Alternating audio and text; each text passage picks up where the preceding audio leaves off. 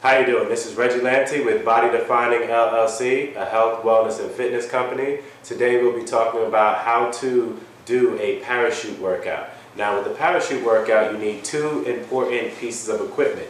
You need a parachute, and you need the harness that the parachute clips to that goes around your waist. Now the purpose of doing parachute training is mostly for building up speed.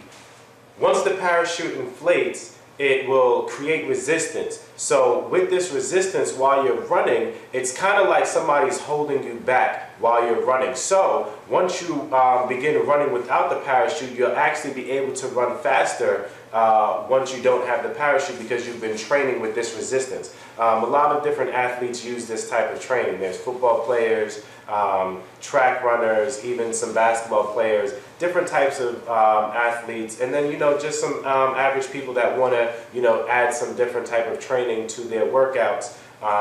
Use this type of training. Now with the parachute, they come in different sizes, from all the way from small to extra large.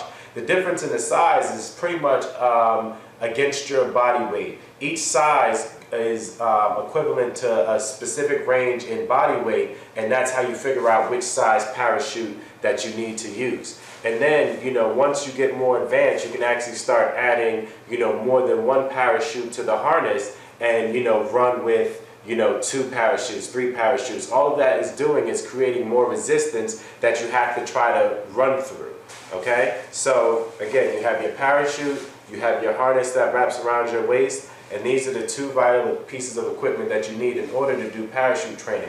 So, now that we're outside, we're going to talk about, a little bit more in detail on the parachute. So now I have the harness fastened to my body, and you also want to make sure that this is secure to the strap in the back so that once you throw the parachute in the air, that it stays fastened to you.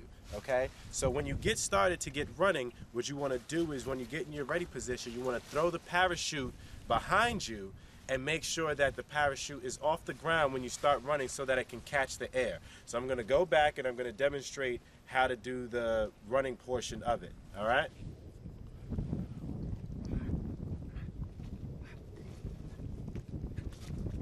You also need to make sure that you have a full warm-up done before you do any type of speed training. The purpose of this is to help you avoid any kind of injury that you may face if you just try to just jump on to the field or to the track and do some speed training. You may, pull a muscle, and you don't want to do that. So you want to make sure that you've done a full warm-up before you do any type of speed training.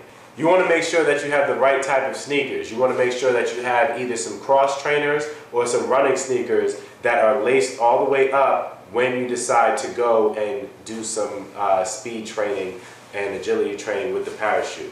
Okay, so this is Reggie Lamptey with Body Defining LLC, a health, wellness, and fitness company.